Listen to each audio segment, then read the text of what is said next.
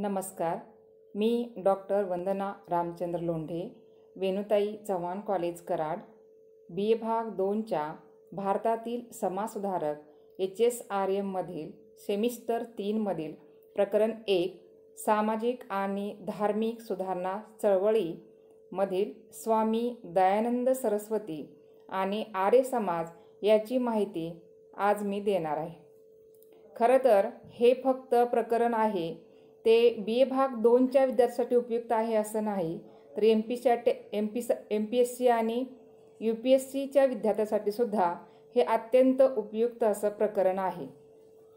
स्वामी दयानंद सरस्वती आणि आर्य समाज. धार्मिक, सामाजिक व राष्ट्रीय एकता असलेला भारत देश स्वामी दयानंद सरस्वती यांना अपेक्षित होता. आर्य धर्म हाच देशाचा एकमेव धर्म असावा अशी स्वामी दयानंद सरस्वतींची मनापासून इच्छा होती. त्यांनी भारतभर भ्रमण करून आर्य समाजाचा खरा उद्देश लोकांपर्यंत पोहोचवण्याचं कार्य केलेलं आहे. स्वामी दयानंद सरस्वती यांचे संपूर्ण नाव मूळशंकर करसनजी तिवारी असे होते. त्यांच्या आईचे नाव होते अमृतबाई.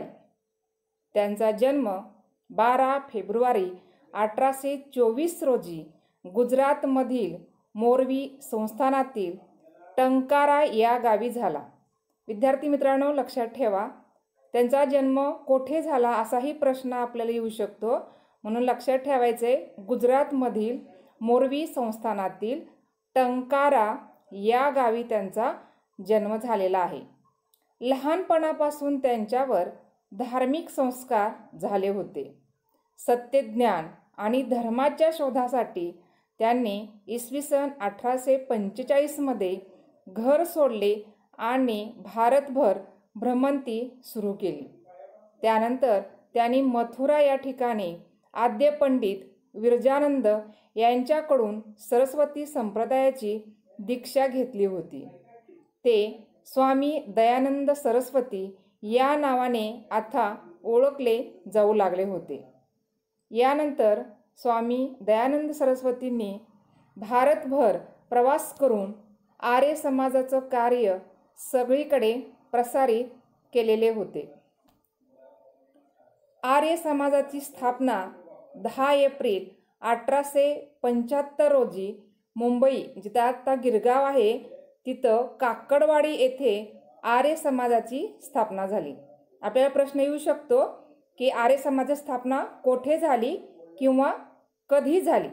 त्यामुळे लक्षात ठेवायचे 10 एप्रिल 1875 रोजी मुंबई येथे काकडवाडी या ठिकाणी आर्य समाजाची प्रथम स्थापना झालेली आहे. आर्य समाजाचे उद्दिष्ट हिंदू धर्मातील दुष्ट प्रथा, खोट्या अंधश्रद्धा दूर करणे हे होते. स्वामी दयानंद सरस्वतींना वेद सर्वश्रेष्ठ आणि पवित्र वाटत होते, कारण वेदामध्ये मूर्तीपूजा नव्हती. कुठल्याही देवाची पूजा मूर्ती ठेवून केली जात नव्हती, किंवा आर्य समाजामध्ये किंवा वेद काळामध्ये जातीयता किंवा अस्पृश्यता बिलकुल नव्हती. कसलाही भेदभाव नव्हता. वेदातील ज्ञान हे ईश्वरीय ज्ञान आहे आणि ते समाजाच्या उन्नतीसाठी उपयोगी आहे हे त्यांनी जाणले होते. म्हणून त्यांनी वेदांकडे परत चला असा संदेश दिलेला आहे.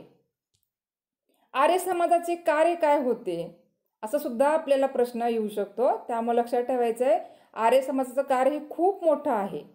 प्राचीन वैदिक धर्माला शुद्ध रूपात समोर आणण्याच्या उद्दिष्टाने त्यांनी आर्य समाजाची स्थापना केली होती. पुढे 1877मध्ये लाहोर येथे आर्य समाजाची शाखा काढलेली होती व आर्य समाजाचं कार्य त्यानंतर वेगानं सुरू झालेलं होतं.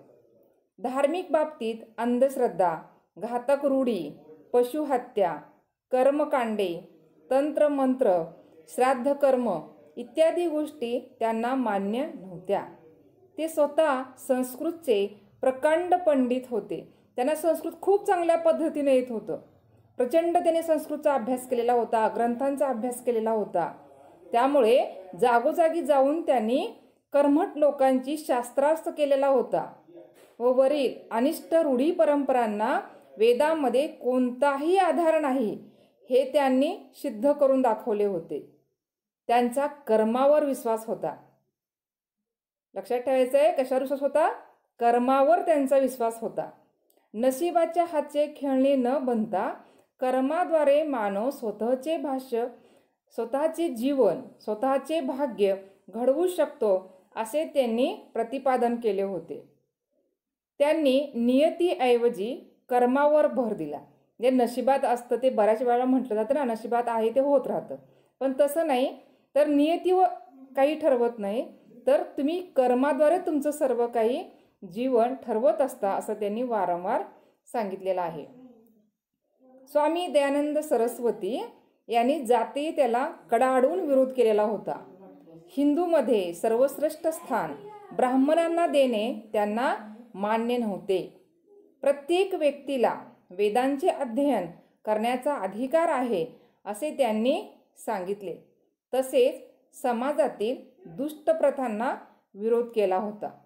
अंधश्रद्धा किंवा कुठली जातीयता, देवदासी प्रथा, बालविवाह, वृत्तवैकल्ये इत्यादीवर जोरदार त्यांनी प्रहार केला होता. स्वामी दयानंद सरस्वती हे पहिले भारतीय समाजसुधारक होते ज्यांनी स्त्रियांना वेदांचे अध्ययन करण्याचा, शिक्षण घेण्याचा पूर्ण अधिकार दिलेला होता. लक्षात ठेवायचे, त्यांनी पहिल्यांदा सांगितलेलं होतं की स्त्रियांना वेदाचा अभ्यास करण्याचा, अध्ययन करण्याचा अधिकार आहे. इसवी सन 1874 मध्ये स्वामी दयानंद सरस्वतींनी सत्यार्थ प्रकाश नावाचा ग्रंथ लिहिलेला होता. बऱ्याच वेळेला ऑब्जेक्टिव्हला प्रश्न येतो, सत्यार्थ प्रकाश हा ग्रंथ कोणी लिहिला असा प्रश्न येतो. त्यामुळे लक्षात ठेवायचं आहे, 1874 मध्ये स्वामी दयानंद सरस्वतींनी सत्यार्थ प्रकाश हा ग्रंथ लिहिला. त्यांनी वेद आणि उपनिषद यापेक्षा श्रेष्ठ काहीच नाही, सत्य ज्ञान हेच सत्य कर्म आहे असे या ग्रंथात सांगितले आहे. हे सगळ्यांनी लक्षात ठेवायचं आहे. आर्य समाजाचे महत्त्वाचे वैशिष्ट्य म्हणजे त्यांनी हिंदू शुद्धीकरण चळवळ सुरू केलेली होती. यानुसार हिंदू धर्मातून इतर धर्मात गेलेल्यांना पुन्हा हिंदू धर्मात आणण्याचे कार्य केले गेले. जे लोक ख्रिश्चन धर्म, मुस्लिम धर्मामध्ये गेलेले होते किंवा अन्य धर्मामध्ये गेलेले होते त्यांना परत हिंदू धर्मामध्ये आणण्याचं कार्य स्वामी दयानंद सरस्वती यांनी केलेले होते. स्वामी दयानंद सरस्वतींनी स्वदेशी वस्तूंना अत्यंत महत्त्व दिले. आपण आपल्या देशातच तयार होणाऱ्या वस्तू वापरल्या पाहिजेत असे त्यांनी वारंवार सांगितलेले होते. कारण त्यामुळे आपल्या देशातला पैसा बाहेर जाणार नाही व तो भारतातच राहील असं त्यांनी सांगितलेलं होतं. भारतीय अर्थव्यवस्था मजबूत करणे यामागे महत्त्वाचे उद्दिष्ट होते. आज आपण बघतो मेक इन इंडिया किंवा जे काही वेगवेगळ्या योजना आहेत त्या योजनांचा अर्थही तोच आहे ना, की भारताला मजबूत करायचं असेल, भारताची अर्थव्यवस्था मजबूत करायची असेल तर स्वदेशीचा वापर केला पाहिजे. हे आपल्याला त्या काळामध्ये स्वामी दयानंद सरस्वती यांनी सांगितलेले होते, जे आजही आपल्याला वर्तमान काळामध्ये अत्यंत उपयुक्त आहे. त्यांच्या या विचारामुळे आर्य समाजाला मोठी लोकप्रियता मिळाली होती. यामुळे सामाजिक सुधारणा व धार्मिक सुधारणेला गती मिळाली होती व जे काही अनुयायी आर्य समाजाचे होते त्यांना सुद्धा देशभक्ती, स्वदेशी काय असते याचा अर्थ समजलेला होता. आर्य समाजाचे योगदान काय आहे स्पष्ट करा, असाही प्रश्न तुम्हाला येऊ शकतो परीक्षेमध्ये. त्यामुळे आर्य समाजाचं नेमकं काय योगदान आहे हे आता आपण पाहणार आहोत. आर्य समाजाचे योगदान, ईश्वर हे खऱ्या ज्ञानाचा स्रोत आहे असं स्वामी दयानंद सरस्वती यांनी सांगितलेलं आहे, की ईश्वर हेच आहेत जे खऱ्या ज्ञानाचा स्रोत आहेत. ईश्वर सर्वशक्तिमान व अनंत असून सृष्टीचा निर्माता आहे. धर्म म्हणजे सत्सद्विवेक बुद्धी होय. धर्म म्हणजे कुठलाही धर्म असाच आपण मानतो तो नाही, तर जो धर्म आपण सत्सद्विवेक बुद्धीने विचार करून मानतो तो खरा धर्म होय. सत्य आणि असत्यातील फरक समजून घ्या असं स्वामी दयानंद सरस्वती यांनी सांगितलेलं आहे. सामाजिक आणि आत्मिक उन्नती हे आर्य समाजाचे उद्देश होते. आपल्याला आतून आपली उन्नती करायची आहे. जोपर्यंत आपण आपल्या मनातून, आपल्या आत्मिक गोष्टीतून, आपल्या आत्म्यातून आपण आपली उन्नती करत नाही, चांगले विचार करत नाही, तोपर्यंत आपली उन्नती होत नाही, हे आर्य समाजाने सांगितले आहे. अंधश्रद्धा, वाईट प्रथा, कर्मकांडे, वृत्तवैकल्ये, बालविवाह इत्यादींचा जोरदार त्यांनी विरोध केला होता. सर्व प्राणी मात्रासी दयेने व प्रेमाने वागावे असे त्यांनी सांगितलेले होते. सर्वांचे कल्याण करावे म्हणजे फक्त स्वतःचेच कल्याण करावे किंवा स्वतःचंच फक्त बघावं असं नाही, तर जेवढं शक्य आहे तेवढं आपण इतरांचंही कल्याण केलं पाहिजे. सर्वांचा विचार करून एखादी गोष्ट केली पाहिजे असं त्यांनी सांगितलेलं आहे.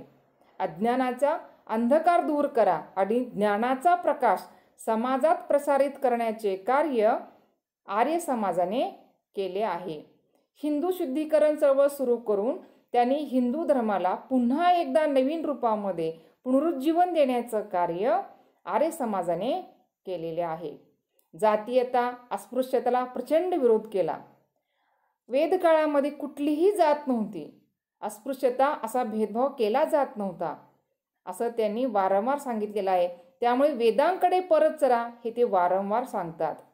स्त्रियांना सन्मानाने वागवा, स्त्रियांना बालविवाह करू नका, तर त्यांची जशी ज्या पद्धतीने त्यांची इच्छा आहे किंवा ज्या पद्धतीने त्यांच्या घरातल्या लोकांच्या सर्वांची संमती आहे त्या पद्धतीने तुम्ही त्या स्त्रियांना चांगल्या पद्धतीने सन्मानाने वागवले पाहिजे असं त्यांनी सांगितलेलं आहे.